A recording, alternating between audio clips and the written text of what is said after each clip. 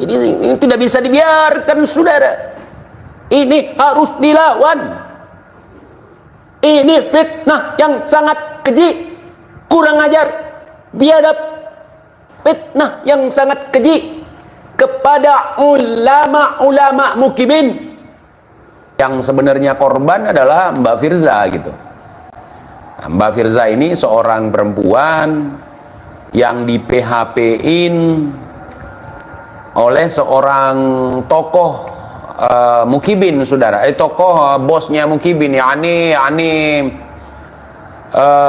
Gurunda Habibana Maulana Muhammad Rizik bin Husain bin Shihab Al-Kaburi, saudara.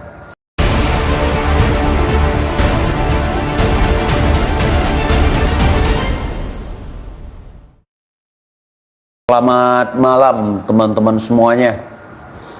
Jadi sesuai request teman-teman, ada yang bertanya di dalam live saya sebelumnya, bagaimana pendapat TIJ terkait masalah Mbak Firza yang pernah viral dalam balada cinta Habibana Gurunda Habib Rizik bin Husain bin Shihab, saudara. Jadi beberapa waktu yang lalu seperti kita ketahui ada channel yang mengunggah cuplikan bertemu dengan Mbak Firza, dan di situ Mbak Firzanya menjawab bahwa beliau siap untuk membahas nasab. Nah, saya rasa untuk membahas nasab itu kita serahkan kepada ahlinya, yakni kiai-kiai kita, gus-gus kita yang faham tentang kaidah ilmu nasab.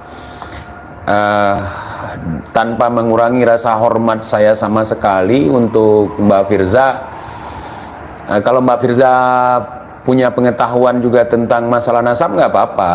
Tapi kalau Mbak Firza, kami sangat berharap untuk membeberkan peristiwa yang terjadi beberapa tahun lalu yang viral. Bahkan waktu itu saya dirundung keraguan, karena di satu sisi saya sebagai mukibin waktu itu saya menganggap bahwa itu adalah fitnahan belaka. Dan di sisi normal saya sebagai manusia yang memiliki akal yang sehat, tentu saya akan berpikir bahwa itu benar adanya. Dan terakhir, dalam menyikapi persoalan balada cinta Rizik ini, saya sudah percaya gitu. Semenjak saya move on dari perkibinan, semenjak saya jarang bergaul dengan teman-teman, sahabat-sahabat saya dari kalangan mukibin, saya mulai percaya itu. Pada tahun 2017, situs baladacintarizik.com menerbitkan tangkapan layar percakapan WhatsApp antara Rizik Shihab dan Firza Husein yang berisi konten tidak senonoh memicu kontroversi di masyarakat. Aliansi Mahasiswa Anti Pornografi melaporkan kasus ini ke polisi, yang kemudian meningkatkan statusnya ke tahap penyidikan. Firza dan Rizik membantah percakapan tersebut, menyebutnya sebagai fitnah. Polisi menetapkan Firza sebagai tersangka pada Mei 2017, diikuti oleh Rizik yang kemudian menjadi buron karena kabur ke Arab Saudi. Meskipun kasus ini sempat dihentikan penyidikannya atau SP3, kemudian dibuka kembali atas perintah pengadilan. Karena banyak hal yang saya lalui, banyak cerita yang saya dapatkan, akhirnya saya jadi yakin bahwa itu memang ada gitu. Dan polanya juga masih sama. Pola ketika mereka tersudutkan, maka di dalam sudut itu mereka akan meneriakkan fitnah.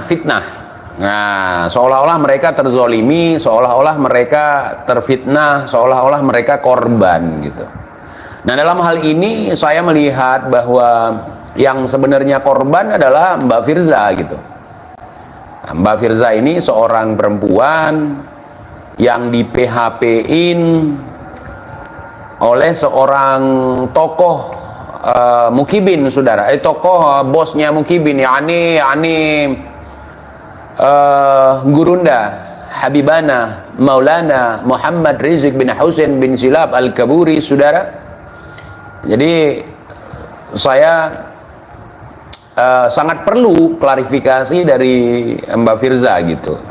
Terlepas daripada Mbak Firza sudah pernah mendekam di dalam tahanan, dan saya juga mau nanya juga teman-teman, tolong ya untuk Pak Yusuf yang dari channel Pada Suka TV untuk ditanyakan nanti untuk Mbak Firza itu kenapa atau apa trik dari Mbak Firza itu sehingga nggak dipersekusi gitu. Bahkan boleh juga Mbak Firza kalau mau menghadirkan Kak Emma gitu, karena Kak Emma dan juga Mbak Firza itu kakak Firza ya, itu kagak dipersekusi, saudara. Biasanya kan kalau ada yang memfitnah Gurunda, ada yang mengabarkan tidak sedap kepada Gurunda, langsung kualat, langsung dipersekusi, langsung datangi gitu. Nah, kemudian ada beberapa hal yang saya lihat terkait chat yang terindikasi dituliskan oleh dua pemeran di dalam drama Balada Cinta Rizik ini, di mana ada percakapan dua orang, yakni satunya Mbak Firza, satunya lagi Bang Rizik gitu. Apakah itu memang betul dari Bang Rizik atau itu fitnah, saudara? Ataukah itu betul tulisan dari Mbak Firza? Mohon maaf Mbak Firza, untuk beberapa foto saya tidak menghapus gitu ya, karena memang bukan untuk koleksi, bukan untuk saya nikmati foto itu, bukan. Wallahi, saya hanya menginginkan kasus ini terang benderang, seperti halnya saya menginginkan terbongkarnya penembakan atas Sibahar, sampai sekarang kasusnya hilang, pelemparan kepala anjing ke pondok Sibahar sampai sekarang nggak jelas gitu kan. Jadi kita menginginkan kebenaran gitu. Saya nggak peduli mau mereka ngeroyok saya, mau mereka mau mempersekusi saya, bahkan saya sudah pernah dipenjarakan oleh mereka, nggak peduli, nongseng itu semua. Jadi begitu. Nah, tolong Pak Yusuf juga ditanyakan ke Mbak Firza kita nih ya, yang sangat kita hormati, yang sangat kita sayangi, saudara. Kita harus memberikan support kepada Mbak Firza sebagai korban pendawiran apem ya. Ini pendawirannya agak memang beda, lain dari yang lain. Yang didawir apemnya mau enak nggak mau anak gitu. Tolong, apakah betul seperti yang saya katakan, foto dari pihak pria ada nggak dikirimkan ke Mbak Firza gitu? Yang menampilkan si kecil gitu. Apakah betul video itu? Nanti insya Allah kalau memang Mbak Firza mau, saya naikkan di live saya. Gimana teman-teman? Setuju tidak? Setuju tidak? Sekalian saya mohon maaf karena membawa-bawa nama Mbak Firza untuk ikut berpartisipasi menghiasi ruang YouTube saya, teman-teman. Kira-kira kalau TIJ undang Mbak Firza, setuju tidak? Setuju tidak? Setuju tidak? Setuju. Alhamdulillah, saudara. Ini kalau sempat Mbak Firza naik ke live TIJ, gacau. Takdir, saudara. Masya Allah. Tolong teman-teman sebarkan video ini sebanyak-banyaknya. Mungkin nanti Kakak Firza bisa nonton live TIJ ini, barangkali beliau berminat untuk live bersama kita gitu, tanpa ada unsur kebencian, tanpa ada unsur fitnah, tanpa ada unsur provokasi. Kita ingin mengulik-ngulik terkait hal yang demikian itu, karena itu menghiasi beranda sosial media kita pada saat itu.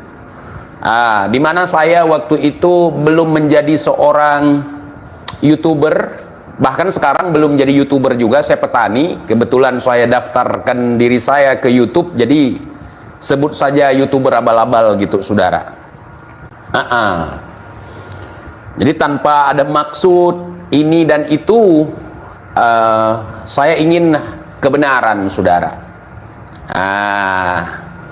Ya, itu bukan urusan saya, memang bukan. Tapi saya pernah dituduh sebagai tukang fitnah gara-gara mempercayai itu. Jadi gimana konsepnya? Saya nggak tahu. Ketika saya percaya bahwa cat mesum itu yang melahirkan mubahalah tunggal, kemudian sehingga Rizik diundang oleh Raja Jin Padang Pasir ke Arab Saudi waktu itu, sehingga saya dituduh sebagai tukang fitnah karena mempercayainya. Gimana konsepnya itu? Saya percaya bahwa adegan itu, chat-chatan itu, berbalas chat itu, saling kirim foto itu, saya percaya gitu, benar adanya gitu.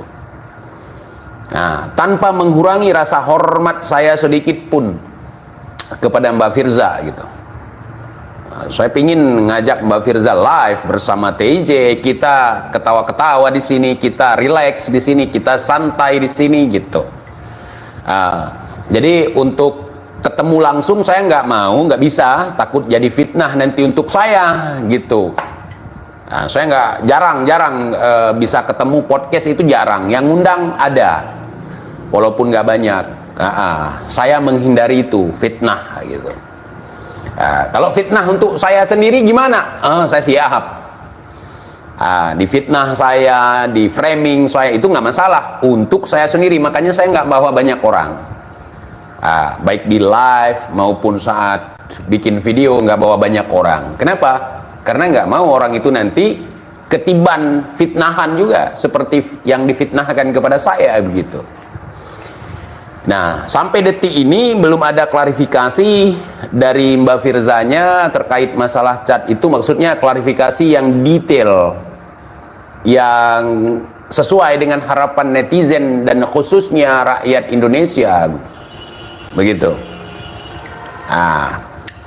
Jadi saya pingin sekali sebetulnya untuk menanyakan beberapa pertanyaan gitu. Ya sambil bercanda aja kita. Takbir, saudara. Secara detail. Tanpa harus kita korbankan Mbak Firza sebagai narasumber ataupun sebagai korban di situ. Beliau nggak perlu kita korbankan, memang sudah korban. Korban laki-laki yang tidak bertanggung jawab, laki-laki yang mau enak nggak mau anak, laki-laki yang pengecut, laki-laki yang pecundang. Hanya persoalan begitu saja harus sampai kabur, sampai mubahalah tunggal. Jadi semenjak mubahalah tunggal itu, kibib-kibib bocil pun udah mubahalah, bentar-bentar mubahalah, bentar-bentar mubahalah, bentar-bentar mubahalah. Para kibin juga mubahalah, seolah-olah mubahalah itu merupakan suatu kebenaran gitu. Maksudnya cara mubahalah tunggal itu bukan kebenaran, itu bukan, dan tidak bisa dijadikan sebagai alat bukti sumpah mubahalah itu, mubahalah tunggal ya. Jujur, kapan sih gua kagak pernah jujur gitu. Justru kalau ngomong jujur nih, saya jujur nih ya, nggak perlu kalau kita jujur gitu ya. Saya itu nggak menyorot kata-kata dari Mbak Firza di situ, di chat itu, di balada cinta Rizik itu. Tetapi yang saya soroti itu dari mempelai laki-lakinya, bahasanya itu, wow, di situ saya menyimpulkan bahwa itu adalah chat museum, chat museum ya, chat museum gitu, ngechat museum. Dalam chat museum itu terkesan bahwa itu adalah chat-chatan seorang guru dengan murid, dan itu bisa kita simpulkan sebagai chat museum yang sangat syar'i. Dan itu dituangkan di dalam sebuah drama Malaysia yang berjudul Bid'ah, yang diperankan oleh seorang pelakon yang menurut saya sangat bagus sekali, menjiwai ya, sebagai Walid di situ ya. Nah, kalau yang ini Walid, yang versi ini, yang versi kasus ini, habis Walid julid lagi. Saudara, jadi ini sangat menarik sekali untuk dibahas gitu. Saya tidak memprovokasi, memang kasus itu beredar, di mana ada yang mengatakan itu garoma habibana gurunda, ada yang mengatakan itu perilaku tidak senonoh dari gurunda gitu. Begitu. Ada yang mengatakan itu adalah chat mesum syar'i begitu. Ya, Masya Allah. Jadi kita harus membuka segala bentuk kedustaan, kebohongan, kemudian fitnah, harus kita buka secara terang benderang. Ya, selama ini contohnya saya sudah mempercayai tentang kasus itu benar adanya, sementara ada pihak yang bukan saudara kita mengklaim bahwa itu fitnah yang sangat keji, saudara. Sementara saya meyakini sampai hari ini bahwa itu benar-benar terjadi. Nafsu habis saya. Jadi kalau nanti pengakuan dari Mbak Firza tidak sesuai dengan apa yang saya pikirkan selama ini, berarti boleh kita ralat dong. Oh, berarti itu kejadian itu nggak ada.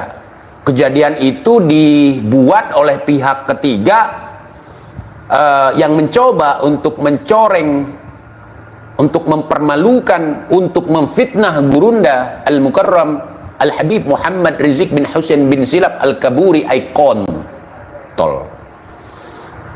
Jadi begitu, saudara, keinginan saya seperti itu, tidak lebih tidak kurang. Jadi ingin kita membuka supaya itu tuntas, seperti pelemparan kepala anjing, 3 kepala anjing ke pondok Sayyidina Bahar radhiyallahu an. Begitu, seperti apa yang terjadi pada pondok Sayyidina Bahar radhiyallahu an. Kemudian penembakan yang terjadi terhadap Sayyidina Bahar radhiyallahu an, bahkan fitnah mengawini gadis di bawah umur kepada Sayyidina Bahar radhiyallahu an, saudara. Termasuk kepada Sayyidina wa Maulana Muhammad Rizik bin Husain bin Shihab Al-Kaburi Aikon, saudara. Ya, jangan sampai, saudara, ada fitnah di tengah-tengah kaum muslimin untuk menjatuhkan Sayyidina wa Maulana Muhammad Rizik bin Husain bin Shihab karamallahu wajhah. Saudara, ini tidak bisa dibiarkan, saudara. Ini harus dilawan. Ini fitnah yang sangat keji, kurang ajar, biadab, fitnah yang sangat keji kepada ulama-ulama mukimin. Jadi tidak boleh seperti itu. Ini harus dilawan, saudara. Maka dari itu saya sangat menantikan kehadiran podcast Pada Suka TV yang diselenggarakan oleh Pak Yusuf untuk menghadirkan narasumber Mbak Firza atau Kakak Firza sebagai narasumbernya, dan juga Kakak Rizik. Kakak Rizik juga nanti kapan-kapan diundang juga, tetapi jangan di satu panggung gitu. Jangan di satu panggung. Takut nanti backsoundnya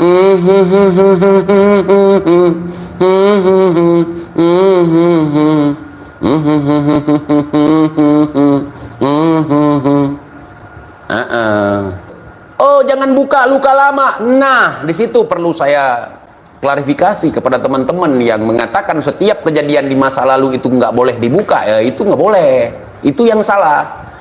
Apapun yang terjadi di masa lalu, kalau belum tuntas itu harus diangkat kembali supaya kita tahu bahwa itu benar-benar fitnah yang sangat keji.